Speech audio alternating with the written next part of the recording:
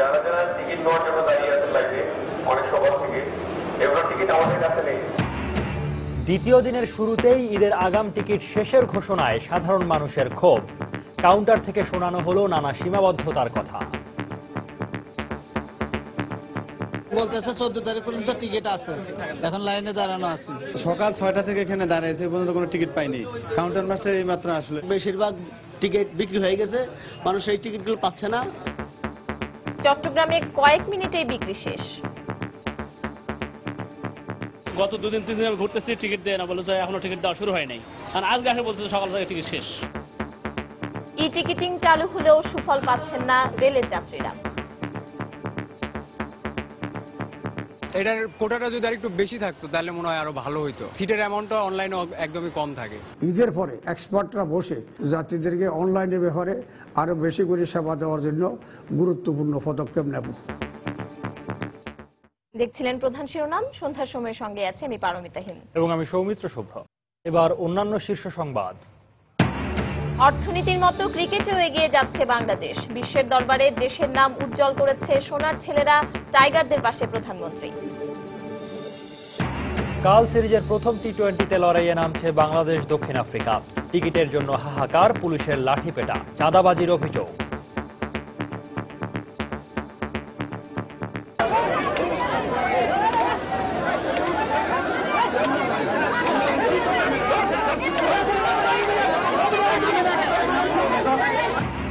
দায়িত্বজ্ঞানহীন সমালোচনার কারণেই ক্ষতিগ্রস্ত হয় বিচার ব্যবস্থা, বললেন প্রধান বিচারপতি। সাধারণ মানুষের আস্থা বাড়াতে সংস্কারের তাগিদ অর্থমন্ত্রীর। রাজধানীর বনশ্রীতে হাসপাতালে ভুল চিকিৎসায় আইডিয়াল কলেজের শিক্ষকের মৃত্যুর অভিযোগ, বিক্ষুব্ধ ছাত্রদের ভাঙচুর। এবং ময়মনসিংহের নান্দাইলে বাবা ও 3 ছেলে হত্যাকাণ্ডের পর এবার পাওয়া গেল অভিযুক্তের লাশ। পারিবারিক কলহের জের, বলছে পুলিশ।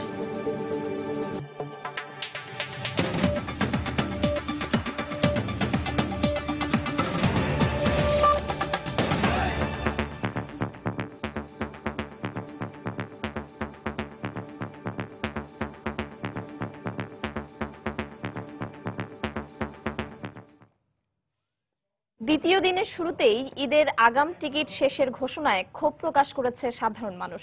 কাউন্টারগুলো থেকে শোনানো হচ্ছে নানা সীমাবদ্ধতার কথা। গতকালই বেশিরভাগ অগ্রিম টিকিট বিক্রি হওয়ায় এ পরিস্থিতির সৃষ্টি হয়েছে বলে মনে করছেন যাত্রী ও টিকিট বিক্রেতারা। 15, 16, 17 যারা যারা টিকিট নেওয়ার জন্য দাঁড়িয়ে আছেন লাইনে অনেক সকাল থেকে, এবার টিকিট আমাদের কাছে নেই। অনেক দুঃখের বিষয়। আপনারা অন্য কোনো পরিবহনের ঈদ সামনে রেখে বাসের অগ্রিম টিকিট বিক্রি শুরুর একদিনের মধ্যেই শেষ হয়ে গেছে বেশিরভাগ টিকিট। গাবতলীর এই কাউন্টারগুলোতে ভেতর থেকে টিকিট স্বল্পতার ঘোষণা থাকলেও ক্ষোভ জানিয়েছেন অনেক যাত্রী। প্রিয়জনের কাছে ঈদ আনন্দ ভাগাভাগি করতে নানা ঝক্কি ঝামেলা সামাল দিয়ে হলেও চলে তাদের ঘরমুখো যাত্রার এই প্রয়াস। এক্ষেত্রে তাদের কাছে সবচেয়ে কষ্টসাধ্য হয়ে দাঁড়ায় পরিবহন টিকিট। ঈদকে সামনে রেখে বাসের অগ্রিম টিকিট বিক্রি শুরু হয়েছে শুক্রবার থেকে। আজ দ্বিতীয় দিনের শুরুতেই প্রত্যাশিত তারিখের টিকিট শেষের ঘোষণায় প্রতিটি কাউন্টারেই ছিল যাত্রীদের আসা যাওয়া।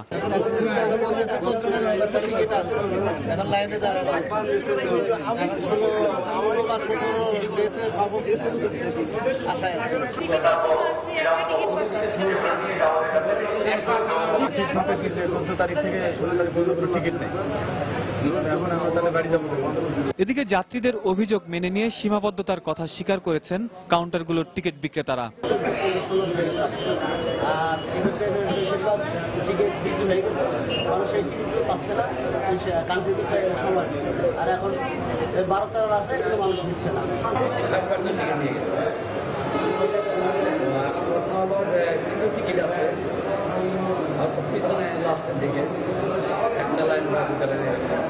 বেশিরভাগ টিকিট বিক্রি শেষ হয়ে গেলেও আগামী 5 জুলাই সন্ধ্যা 6টা পর্যন্ত কিছু আগাম টিকিট দেয়া হবে বলে আশ্বাস দেয়া হয়েছে পরিবহন সংশ্লিষ্টদের পক্ষ থেকে। সাইফুল ইসলাম জুয়েল, সময় সংবাদ, ঢাকা। এদিকে মাত্র কয়েক মিনিটের মধ্যেই বিক্রি হয়ে গেছে চট্টগ্রাম থেকে দেশের উত্তর এবং দক্ষিণাঞ্চলের 64টি রুটে বাসের আগাম টিকিট। টিকিটের জন্য ভোরেই লাইনে দাঁড়ান ঘরমুখো মানুষ। আর সকাল 9টা থেকে নগরীর বিআরটিসি, পাহাড়তলী, একে খান ও অলংকার মোড়ের কাউন্টার থেকে একযোগে আগাম টিকিট বিক্রি শুরু করে পরিবহন কর্তৃপক্ষ। তবে বিক্রি শুরুর কিছুক্ষণের মধ্যে টিকিট শেষ হয়ে যাওয়ায় অনেকেই হতাশ হয়ে বাড়ি ফেরেন। এদিকে 14, 15 ও 16 জুলাই ছাড়া অন্য দিনের কিছু টিকিট থাকলেও তার দাম দ্বিগুণ রাখা হচ্ছে বলে অভিযোগ করেন যাত্রীরা।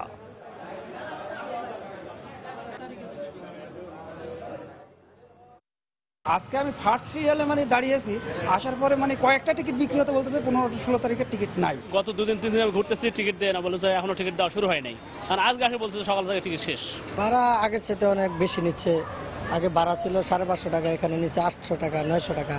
আমাদেরকে বললো যে 9 তারিখের ভাড়া হলো 1200 টাকা। 14, 15, 16 আপাতত এই তিন ডেটে টিকিট শেষ। আর 12, 13, 17 এ পর্যন্ত আছে, এগুলিতে আছে, কিছু কিছু আছে। ঈদ মৌসুমে সোনার হরিণ একটি টিকিটের জন্য রেল স্টেশন আর বাস কাউন্টারে দীর্ঘ সময় অপেক্ষার পরেও সবার ভাগ্যে জোটে না কাঙ্ক্ষিত টিকিট। তবে যাত্রী দুর্ভোগ কমাতে 3 বছর আগে বাংলাদেশ রেলওয়ে ই টিকিটিং ব্যবস্থা চালু করলেও এর সুফল পাচ্ছেন না যাত্রীরা। অন্যদিকে সড়ক পরিবহনের ক্ষেত্রে এখনো ই টিকিটিং চালু হয়নি। অবশ্য বেসরকারি কয়েকটি প্রতিষ্ঠান অনলাইনে বাসের টিকিট বিক্রি করায় কিছুটা হলেও স্বস্তি মিলেছে যাত্রীদের। তানিন মেহেদির রিপোর্ট। ঈদে ঘরমুখো মানুষের কাছে বাস ট্রেনের টিকিট প্রতি বছরই হয়ে ওঠে সোনার হরিণ। কমলাপুর রেল স্টেশনে টিকিটের জন্য রাত জেগে অপেক্ষা করার এই চিত্র কারো কাছেই অপরিচিত নয়। টিকিট প্রত্যাশীদের দুর্ভোগ কমাতে 2012 সালে কর্তৃপক্ষ ই টিকিটিং ব্যবস্থা চালু করলেও তাতে সন্তুষ্ট নন যাত্রীরা। ই টিকিটিং ব্যবস্থা আরো সহজ করার দাবি তাদের। অনলাইনে ঈদের টিকিট সম্পর্কে আমি যেটুকু দেখছি যে আপনি যদি প্রিভিয়াসলি কাটার চেষ্টা করেন আসলে ওইভাবে অ্যাভেলেবেল থাকে না। তো আমি অনলাইনে টিকিট কাটবো, আমার অতিরিক্ত 80 থেকে 100 টাকা আমার অনলাইনে ভ্যাট দিতে হবে কেন? Isn't it? সো এখানে এই জিনিসটা আমাদেরকে টেক কেয়ার করা উচিত। এটার কোটাটা যদি আরেকটু বেশি থাকতো তাহলে মনে হয় আরো ভালো হইতো। সিটের অ্যামাউন্টটা অনলাইনে একদমই কম থাকে। অনলাইনের এই সুবিধাটা হলে বেসিক্যালি আমাদের লাইনে দাঁড়িয়ে যে কষ্টটা করতে হয় ওটা থেকে অনেকটা মুক্তি পেতে পারতাম। রেলমন্ত্রী জানালেন, যাত্রীদের সুবিধার কথা মাথায় রেখে আগামীতে ই টিকিটিং ব্যবস্থা আরো সহজ করা হবে, আর এতে করে কমে আসবে কালোবাজারের সংখ্যাও। আরো বেশি করে যাত্রীদেরকে সেবা দেওয়ার জন্য অনলাইনে আরো টিকিট বেশি করা, সহজ পদ্ধতি করা, এটা আমাদের বিবেচনা আছে। ঈদের পরে এক্সপার্টরা বসে এই ব্যাপারে আমরা সিদ্ধান্ত নিয়ে যাত্রীদেরকে অনলাইনের ব্যাপারে আরো বেশি করে সেবা দেওয়ার জন্য গুরুত্বপূর্ণ পদক্ষেপ নেব। রেলের পাশাপাশি রাজধানীর বাস কাউন্টারগুলোতেও টিকিট পেতে দুর্ভোগ পোহাতে হয় যাত্রীদের। সম্প্রতি বেশ কয়েকটি বেসরকারি প্রতিষ্ঠান অনলাইন আর মুঠোফোনের মাধ্যমে দেশের বিভিন্ন রুটের বাস টিকিট বিক্রি করছে। অনলাইনের ক্ষেত্রে এখনো মানুষের একটু দ্বিধা আছে। এখানে ভরসা 100% করতে পারবে, বিকজ প্রত্যেকটা অপারেটরদের সাথে যাদের টিকিট আমরা বিক্রি করছি ওদের সাথে আমাদের পুরো লিগ্যাল এগ্রিমেন্ট আছে। তো টিকিটটা যে অনার হবে না এরকম ইনসিডেন্স কোনোদিন হয়নি আমাদের। 1 বছরে হয়নি, আর এখনো হবে না, বিকজ এদের সাথে আমরা কাজ করে আসছি এতদিন ধরে। ঘরমুখো মানুষের ই টিকিটিং ব্যবস্থার সুফল দিতে সরকারি পৃষ্ঠপোষকতার দাবি জানিয়েছে বেসরকারি প্রতিষ্ঠানগুলো। তানিন মেহেদি, সময় সংবাদ, ঢাকা। অন্যান্য প্রসঙ্গ, অর্থনীতি সহ অন্যান্য সব ক্ষেত্রের মতো বাংলাদেশের ক্রীড়াঙ্গনও এগিয়ে যাচ্ছে বলে মন্তব্য করেছেন প্রধানমন্ত্রী শেখ হাসিনা। বলেছেন, বাংলাদেশকে এখন আর ছোট করে দেখার কিছু নেই। সম্প্রতি ক্রিকেটে ভারতের বিপক্ষে সিরিজ জয়ের পর শনিবার গণভবনে বাংলাদেশ ক্রিকেট দলকে শুভেচ্ছা জানাতে গিয়ে একথা বলেন প্রধানমন্ত্রী। এ সময় বাংলাদেশ ক্রিকেট দল বিশ্বের দরবারে দেশের নাম উজ্জ্বল করছে বলেও মন্তব্য করেন তিনি। প্রধানমন্ত্রী শেখ হাসিনা এ সময় অভিনন্দন জানিয়ে খেলোয়াড়দের হাতে পুরস্কারের চেক তুলে দেন। পরে বাংলাদেশ ক্রিকেট দলের পক্ষ থেকেও প্রধানমন্ত্রীকে অটোগ্রাফ সম্বলিত ব্যাট তুলে দিয়ে সম্মান জানানো হয়। আগামীতে প্রতিপক্ষকে ছোট করে না দেখে দৃঢ় মনোবল নিয়ে খেলতে জোর উৎসাহ দেন প্রধানমন্ত্রী।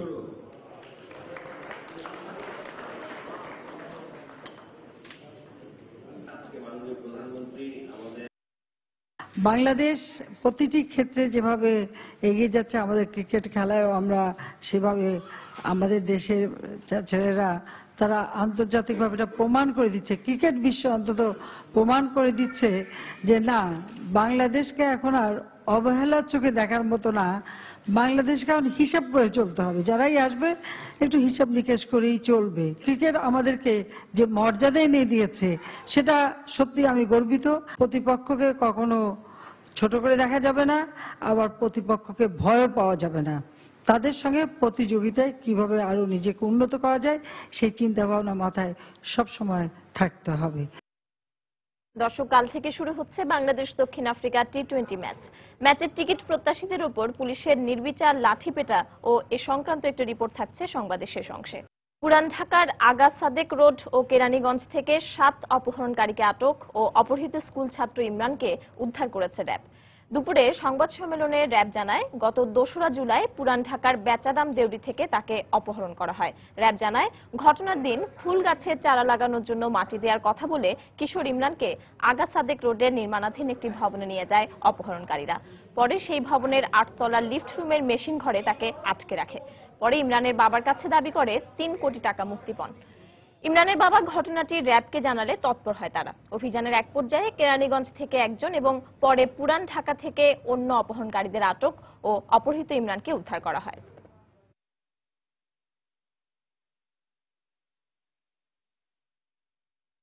কমপক্ষে 1 কোটি টাকার আলটিমেটাম দেয় না, 1 কোটি টাকা না দিলে ভিকটিমকে মেরে ফেলা হবে। অভিযানের অংশ হিসাবে টাকা দেওয়ার কথা বলে তাকে জিঞ্জিরা ঘাট এলাকা থেকে অন্যতম পরিকল্পনাকারী রনিকে আমরা আটক করতে সক্ষম হই। তাদের দেওয়া তথ্য অনুযায়ী আমরা আগা সাদেক রোডের ওই বাড়ি থেকে 3জন গ্রেপ্তার করি এবং ভিকটিম রনিকে উদ্ধার করতে সক্ষম হই। টর্চ দিয়ে আমার মুখে মেরে ছবিটা তুলছে, বলছে যে আমরা তো জেলে যাবই, জেল থেকে আমরা বের হব, তারপরে আমরা আবার তোমাকে শুট করার চেষ্টা করব, তোমরা যদি আবার গাড়ি থেকে যাও তাহলে আমরা রাস্তায় আবার তোমাকে শুট করব। রাজধানীর রামপুরার বনশ্রীতে ভুল চিকিৎসায় কলেজ শিক্ষকের মৃত্যুর অভিযোগে একটি বেসরকারি হাসপাতাল ভাঙচুর করেছে বিক্ষুব্ধ ছাত্ররা। গত 28 জুন শরীরে জ্বর নিয়ে স্থানীয় ফরাজি হাসপাতালে ভর্তি হন আইডিয়াল স্কুলের বনশ্রী শাখার বাংলা শিক্ষক আতাউর রহমান। নিহতের পরিবারের দাবি, ভুল চিকিৎসার ফলে ধীরে ধীরে তার শারীরিক অবস্থার অবনতি হতে থাকে। পরে ঢাকা মেডিকেল কলেজ হাসপাতালে নিয়ে গেলে আজ সকালে তিনি মারা যান। এদিকে শিক্ষকের মৃত্যুর খবর ছড়িয়ে পড়ায় ক্ষুব্ধ ছাত্ররা হাসপাতালে ভাঙচুর চালায়। পরে পুলিশ পরিস্থিতি নিয়ন্ত্রণে আনে।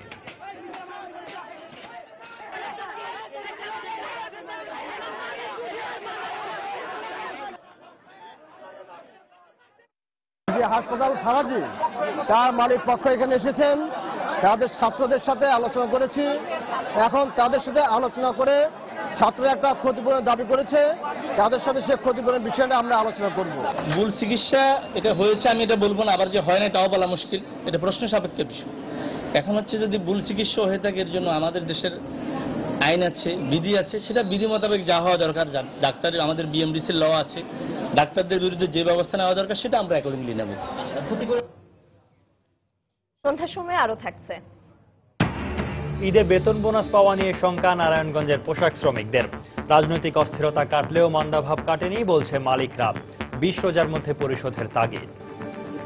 বিচার বিভাগ আলাদা হয়েছে, কিন্তু বিচারকরা স্বাধীনভাবে কাজ করতে পারছেন না বলে মন্তব্য করেছেন বিএনপি চেয়ারপারসন বেগম খালেদা জিয়া। সন্ধ্যায় রাজধানীর সুপ্রিম কোর্ট মিলনায়তনে জাতীয়তাবাদী আইনজীবী ঐক্যের আয়োজনে এক ইফতার পার্টি অনুষ্ঠানে তিনি কথা বলেন। তিনি আরো বলেন, দেশে গণতন্ত্র না থাকলে আইনের শাসনও থাকে না। এ সময় তিনি নিরপেক্ষভাবে সবার কাছে গ্রহণযোগ্য একটি নির্বাচনের দাবি জানান। বিচার বিভাগ সেপারেট হয়েছে ঠিকই, কিন্তু বিচার বিভাগ স্বাধীন হয়নি। স্বাধীন বিচার বিভাগ নয়, বিচার বিভাগের স্বাধীনতা এখনো হরণ করা অবিলম্বে নির্বাচনের প্রয়োজন। আর সেই নির্বাচনটা কিরকম হতে হবে? এই আওয়ামী লীগ মার্কা সিটি কর্পোরেশন মতো নির্বাচন নয়, নিরপেক্ষ সরকারের অধীনে একটা অবাধ, সুষ্ঠু, সকলের কাছে গ্রহণযোগ্য এবং সকলের অংশগ্রহণমূলক একটা নির্বাচন। সাধারণ মানুষের আস্থা বাড়াতে বিচার ব্যবস্থা সংস্কারের তাগিদ দিয়েছেন অর্থমন্ত্রী আবুল মাল আব্দুল মুহিত। সকালে বঙ্গবন্ধু আন্তর্জাতিক সম্মেলন কেন্দ্রে বাংলাদেশের বিচার ব্যবস্থায় তথ্য প্রযুক্তির ব্যবহার বিষয়ক কর্মশালায় বক্তব্য রাখেন তিনি। অনুষ্ঠানে প্রধান বিচারপতি বলেন, বিচার বিভাগ নিয়ে অপ্রাসঙ্গিক ও দায়িত্ব জ্ঞানহীন সমালোচনার কারণে বিচার ব্যবস্থার অপূরণীয় ক্ষতি হয়। তিনি গঠনমূলক সমালোচনার তাগিদ দেন। বিস্তারিত মোস্তফা মাহবুবের প্রতিবেদনে। গেল কয়েকদিন ধরেই রাজধানীতে আয়োজিত বিভিন্ন ইফতার মাহফিলে দেশের বিচার বিভাগ নিয়ে প্রশ্ন তুলেছেন বিএনপি চেয়ারপারসন বেগম খালেদা জিয়া। তিনি অভিযোগ করেছেন, বিচার বিভাগের দলীয়করণের কারণে সুবিচার পাচ্ছেন না সাধারণ মানুষ। এই বিচার বিভাগকে দলীয়করণ করার ফলে আজকে এখানেও ন্যায় বিচার পাওয়া যায় না। এ অবস্থায় শনিবার রাজধানীর বঙ্গবন্ধু আন্তর্জাতিক সম্মেলন কেন্দ্রে বিচার বিভাগে তথ্য প্রযুক্তির ব্যবহার বিষয়ক দিনব্যাপী এক কর্মশালায় অর্থমন্ত্রী মুহিত বললেন, সাধারণ মানুষের আস্থা ফিরিয়ে আনতে বিচার ব্যবস্থায় সংস্কার প্রয়োজন। সরকারের বিভিন্ন প্রতিষ্ঠানের মধ্যে ক্ষমতার ভারসাম্য প্রতিষ্ঠায় মাজদার হোসেন মামলার রিভিউ করা উচিত বলেও মন্তব্য করেন তিনি। সাধারণ মানুষের অধিকার নিশ্চিত করতে যেসব প্রতিষ্ঠান কাজ করে, সমাজ সেসব প্রতিষ্ঠানের মধ্যে ভারসাম্য দেখতে চায়। আর আমি মনে করি আমাদের বিচার ব্যবস্থায় কিছু সংস্কার প্রয়োজন। এজন্য মাজদার হোসেন মামলার রিভিউ হওয়া উচিত। একই অনুষ্ঠানে প্রধান বিচারপতি বলেন, দেশে আইনের শাসন প্রতিষ্ঠায় প্রতিটি ক্ষেত্রেই আইনের যথাযথ প্রয়োগ জরুরি। নিরপেক্ষ বিচার ব্যবস্থার স্বার্থেই বিচার বিভাগ নিয়ে দায়িত্ব জ্ঞানহীন মন্তব্য করা থেকে বিরত থাকা উচিত বলেও মন্তব্য করেন তিনি। একটি দেশে আইনের শাসন প্রতিষ্ঠার জন্য প্রতিটি ক্ষেত্রে আইনের যথাযথ প্রয়োগ জরুরি। অন্যান্য প্রতিষ্ঠানের মতো বিচার বিভাগেরও নিরপেক্ষ সমালোচনা প্রয়োজন রয়েছে, কিন্তু অপ্রাসঙ্গিক ও দায়িত্বজ্ঞানহীন সমালোচনার কারণে বিচার ব্যবস্থায় অপূরণীয় ক্ষতি হয়। তাই এ ব্যাপারে সবার সচেতন থাকা জরুরি।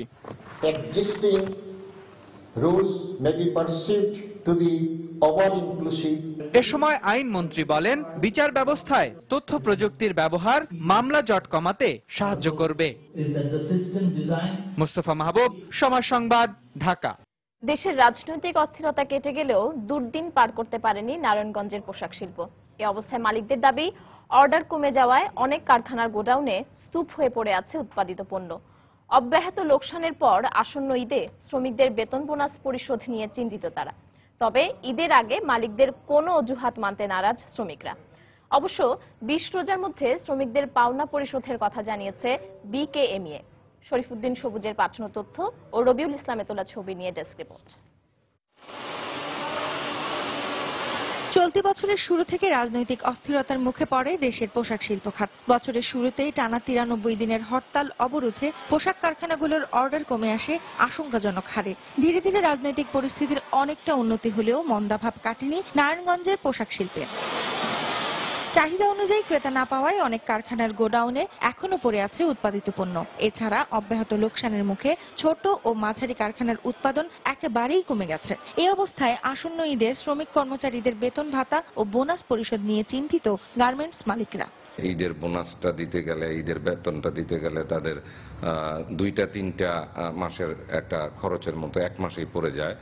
সেই জন্য হয়তো কিছুটা মালিকরা চিন্তিত। প্রতি বছরই ঈদের আগে মানে কাজের খুব চাপ থাকে বা একটা কাজের ফ্লো থাকে।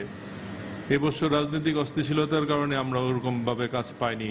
তবে ঈদের আগে মালিকদের কোনো অজুহাত মানতে নারাজ শ্রমিক নেতারা। আর আগে ভাগেই বেতন বোনাস পরিশোধের দাবি শ্রমিকদের। আমরা বাপ মার সাথে ঈদ যে সুন্দরভাবে ঈদ কেনাকাটা করতে পারি, গাড়ি মালিক যদি দেরি করে দেয়, রাস্তায় যদি আমরা জাম থাকে, আমরা ঈদ করতে পারি না। আমরা যাতে কিছু খাবার কিনে খেতে পারি, ভালো একটা ড্রেস কিনে পড়তে পারি, যাতে সবার সাথে আনন্দ করতে পারি। ২০ রমজানের মধ্যে তাকে বোনাসটা দিয়ে দিল অন্তপক্ষে শ্রমিক তার সামান্য কেনাকাটা তার পূর্ব করে সেরে ফেলতে পারে। বোনাসের নামে ৫০ টাকা, ৫০০ টাকা, ১০০ টাকা যাতে না হয়, আইন অনুযায়ী পাওনাটি বোনাস হয় সেটিই যেন শ্রমিকরা পায়। অবশ্য ২০ রোজার আগেই শ্রমিকদের প্রাপ্য বেতন ভাতা ও বোনাস পরিশোধ করা হবে বলে আশ্বাস দিলেন নিট গার্মেন্টস মালিকদের সংগঠক বিকেএমই এর সভাপতি। আমাদের কাছে এই ধরনের কোনো সংবাদ আসে নাই যে আমাদের কোনো সদস্য তার বেতন দিতে পারবে না। বেতন বাধ্যতামূলক, যেটা আমরা অ্যাসোসিয়েশন থেকে বলে দিচ্ছি, যে কোনো উপায়ে বেতন দিতে হবে, ব্যবসা হোক আর না হোক। জেলায় ছোট বড় মিলিয়ে ৮০০ গার্মেন্টসে প্রায় ১০ লাখ শ্রমিক কাজ করছেন। এর মধ্যে শুধুমাত্র বিসিক শিল্পনগরীর ৪০০ নিট গার্মেন্টস বছরে আয় করছে প্রায় ২৫০০ কোটি টাকা। সময় সংবাদ, নারায়ণগঞ্জ। বিচারপতি, কূটনীতিক, ঊর্ধ্বতন সামরিক বেসামরিক কর্মকর্তাদের সঙ্গে গণভবনে ইফতার করেছেন প্রধানমন্ত্রী শেখ হাসিনা। আজ গণভবনে এই ইফতার মাহফিলের আয়োজন করা হয়। ইফতারে আসা অতিথিদের টেবিলে গিয়ে শুভেচ্ছা জানান প্রধানমন্ত্রী শেখ হাসিনা। গণভবনে এই ইফতারে অংশ নেন প্রধান বিচারপতি, উচ্চ আদালতের বিচারপতি, বিভিন্ন দেশি বিদেশি কূটনীতিক, সশস্ত্র বাহিনীর ঊর্ধ্বতন কর্মকর্তা, মন্ত্রিপরিষদ সচিব এবং সরকারি বিভিন্ন পর্যায়ের পদস্থ কর্মকর্তারা। এ সময় দেশ জাতির কল্যাণ কামনা করে দোয়া ও মোনাজাত করা হয়।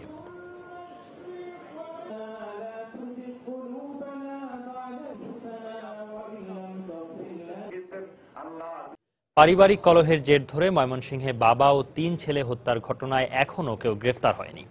তবে এই হত্যাকাণ্ডে সন্দেহভাজন লাল মিয়া ও তার ২ ছেলে ভাড়াটে খুনি দিয়ে তাদের হত্যা করিয়েছে বলে ধারণা করছে পুলিশ। এদিকে নান্দাইলের বাসাটি গ্রামে নিহত বিল্লাল হোসেনের পরিবারে চলছে মাতম। গতকাল রাতে বিল্লাল ও তার 3 ছেলের লাশ উদ্ধার করার পর আজ সকালে সন্দেহভাজন হত্যাকারী জামালের লাশ তার বাড়ির পুকুর থেকে উদ্ধার করে পুলিশ। ভাড়াটে খুনিদের হাতেই সন্দেহভাজন হত্যাকারী জামালও খুন হয়েছে বলে ধারণা করছে পুলিশ ও স্থানীয়রা। এই হত্যাকাণ্ডের 18 ঘন্টা পেরিয়ে গেলেও এখনো কোনো আসামি গ্রেফতার না হওয়ায় ক্ষোভ প্রকাশ করেছেন এলাকাবাসী। হত্যাকারীদের শনাক্ত করা হয়েছে এবং দ্রুতই তাদেরকে গ্রেফতার করা হবে বলে জানিয়েছে পুলিশ। গতকাল রাতে পারিবারিক কলহের জের ধরে ছোট ভাই বিল্লাল ও তার 3 ছেলেকে কুপিয়ে হত্যা করেছে বড় ভাই লাল মিয়া এবং তার 2 ছেলে। আশঙ্কাজনক অবস্থায় নিহত বিল্লালের স্ত্রী বানেসা খাতুন ময়মনসিংহ মেডিকেল কলেজ হাসপাতালে ভর্তি রয়েছেন।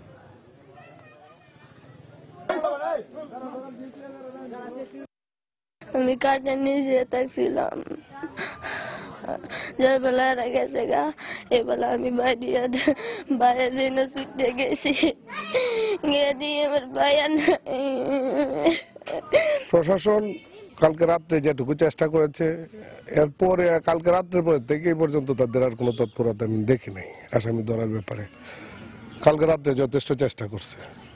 আসলে যদি আসামি না ধরা পড়ে তাহলে এলাকার মানুষের মনে তো কোনো স্বস্তি আসবে না। জামাল হত্যাকারীদের মূল হোতা ছিল সে 4টা হত্যাকাণ্ডে সে সরাসরি অংশগ্রহণ করে এবং পরবর্তীতে পালিয়ে যাওয়ার সময় বা অন্য কোনো প্রতিরোধের সম্মুখীন হয়ে বা কিভাবে সে নিহত হয়েছে সে বিষয়টা এখনো আমাদের কাছে পরিষ্কার না। বিষয়টা তদন্ত চলছে। আসামি ধরার ব্যাপারে আমাদের অনেকগুলো টিম কাজ করতেছে। আমরা আশা করি খুব অচিরেই এটার একটা সাফল্য আমরা পাবো।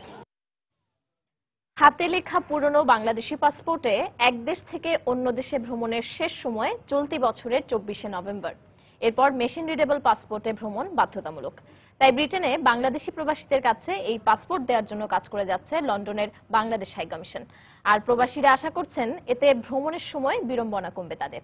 বিস্তারিত জানাচ্ছেন যুক্তরাজ্য প্রতিনিধি শোয়েব কবির।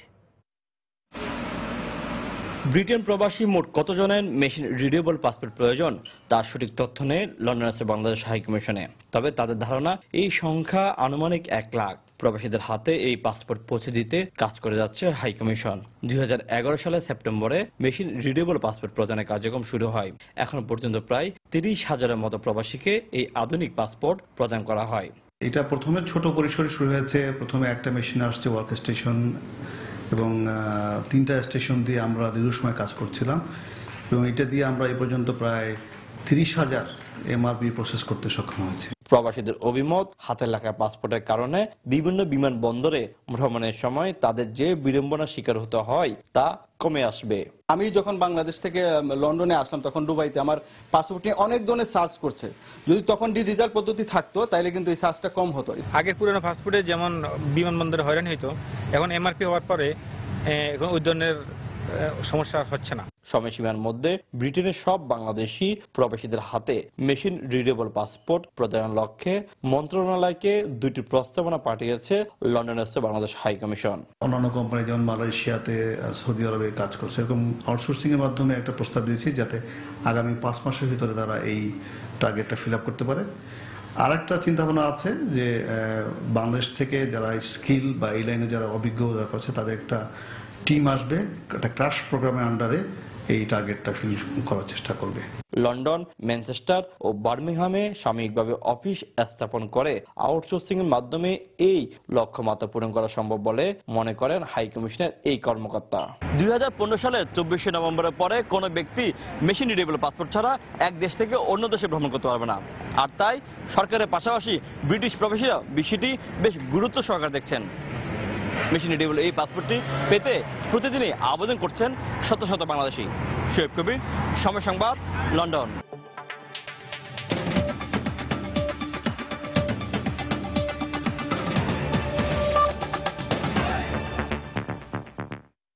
নিখোঁজ ব্রিটিশ বাংলাদেশি পরিবার সিরিয়ায় আইএস নিয়ন্ত্রিত এলাকায় পৌঁছেছে বলে অনলাইনে প্রকাশিত এক বিবৃতিতে জানিয়েছে পরিবারটি। এছাড়া আইএস সংশ্লিষ্ট টুইটার অ্যাকাউন্টের মাধ্যমে প্রকাশিত ছবিতে দেখা যায় পরিবারটির প্রধান মোহাম্মদ আব্দুল মান্নান তার স্ত্রীকে নিয়ে একটি অজ্ঞাত স্থানে বসে আছেন। গোয়েন্দা কর্মকর্তাদের ধারণা জায়গাটি সিরিয়ার আইএস নিয়ন্ত্রিত কোনো স্থান হতে পারে। এদিকে বিবিসি জানিয়েছে পরিবারটির সদস্যরা তাদের স্বজনদের ফোন করে সিরিয়ায় পৌঁছার কথা জানিয়েছে। 12 সদস্যের পরিবারটি গত 10 এপ্রিল বাংলাদেশে বেড়াতে আসেন। বাংলাদেশ থেকে তাদের তুরস্ক হয়ে ব্রিটেনে ফেরার কথা থাকলেও 11 মে তুরস্কে নামার পর তাদের আর কোনো খোঁজ পাওয়া যায়নি।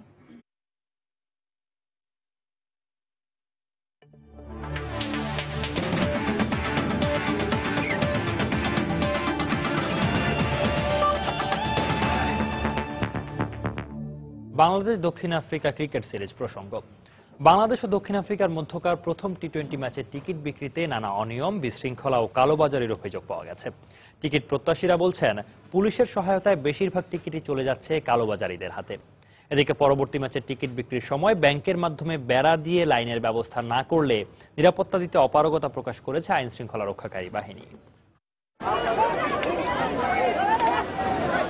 বাংলাদেশ ও দক্ষিণ আফ্রিকার মধ্যকার প্রথম টি-20 ম্যাচের টিকিট বিক্রির দৃশ্য এটি। টিকিট কিনতে আসা বিশৃঙ্খল দর্শকদের সরাতেই পুলিশের প্রচেষ্টা।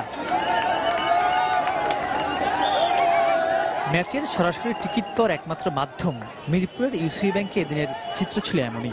নারী বা পুরুষ, টিকিট নেওয়ার কোনো লাইনে ছিল না শৃঙ্খলা। এদের প্রশাসনিক ব্যবস্থাটা খুবই খারাপ দেখে যতটুকু মনে হচ্ছে, আর মনে হচ্ছে এখানে কোনো সিস্টেম নেই। লাইনের অবস্থা খুব খারাপ, লাইনের মানে সিরিয়াল মেনটেন করছে না কেউ। কালকে সন্ধ্যার সময় ইফতার করছে জায়গা পয়সা, কিন্তু আমাদের লাইন আগাইতেছে না।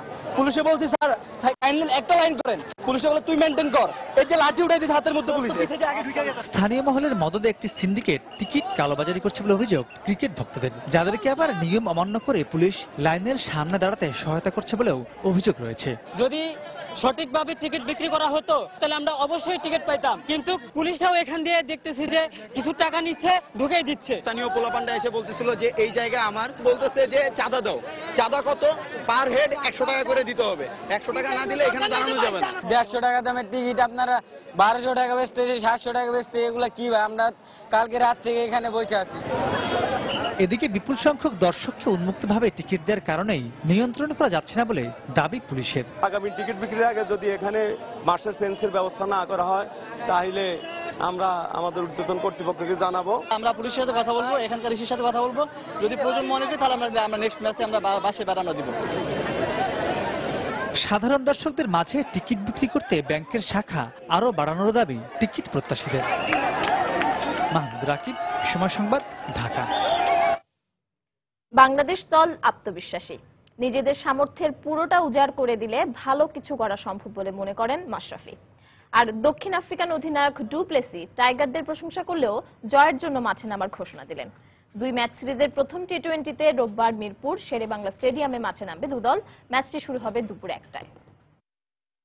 টিম হিসেবে অনেক ভালো খেলছি এবং লাস্ট টি-20 ম্যাচটাও আমরা জিতেছি এবং যাদের সাথে জিতেছি পাকিস্তান, তাদেরও রেকর্ড কিন্তু অনেক ভালো। কনফিডেন্টলি খেলা। আমার কাছে এখন মনে হচ্ছে না আর কোনো সহজ অপশন আছে। যে টিমটা ভালো খেলে অবভিয়াসলি তাদের কনফিডেন্স কিছুটা ভালো থাকে। তারপর আমি মনে করি শুরুটা তো ভালো করে শুরু করতে হবে। আমরা ভালো খেলছি, এই খেলাটা যদি ধরে রাখতে পারি তাহলে আমার বিশ্বাস আমরা ভালো করব। বাংলাদেশ ক্রিকেট দ্য টি-20 স্ট্রাকচারস আর রিয়েলি গুড। টাইগারদের সাম্প্রতিক পারফরম্যান্স দুর্দান্ত, পাশাপাশি কন্ডিশন ও দর্শক আমাদের বিপক্ষে।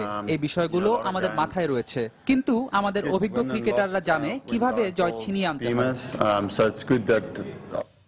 সন্ধ্যার সময়ের এই পর্যায়ে শীর্ষ সংবাদ জানিয়ে দিচ্ছি আরেকবার। ঈদে বাসের আগাম টিকিট বিক্রির দ্বিতীয় দিনেও রাজধানীর বিভিন্ন কাউন্টারে ভিড়, লাইনে দাঁড়িয়েও টিকিট না পাওয়ার অভিযোগ। চট্টগ্রামে কয়েক মিনিটেই বিক্রি শেষ। অর্থনীতির মতো ক্রিকেটেও এগিয়ে যাচ্ছে বাংলাদেশ। বিশ্বের দরবারে দেশের নাম উজ্জ্বল করেছে সোনার ছেলেরা। টাইগারদের পাশে প্রধানমন্ত্রী। কাল সিরিজের প্রথম টি-20তে লড়াইয়ে নামছে বাংলাদেশ দক্ষিণ আফ্রিকা। টিকিটের জন্য হাহাকার, পুলিশের লাঠিপেটা, চাঁদাবাজির অভিযোগ।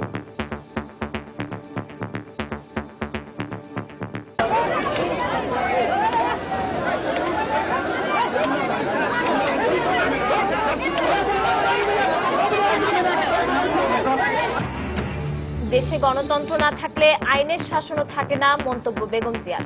অবিলম্বে গ্রহণযোগ্য নির্বাচন দেওয়ার দাবি। এবং দায়িত্বজ্ঞানহীন সমালোচনার কারণেই ক্ষতিগ্রস্ত হয় বিচার ব্যবস্থা, বললেন প্রধান বিচারপতি। সাধারণ মানুষের আস্থা বাড়াতে সংস্কারের তাগিদ অর্থমন্ত্রীর। দর্শক, এই ছিল সন্ধ্যার সময়। যে কোনো খবর পেতে ভিজিট করুন সময়নিউজ.tv। আর সঙ্গে থাকুন সময়।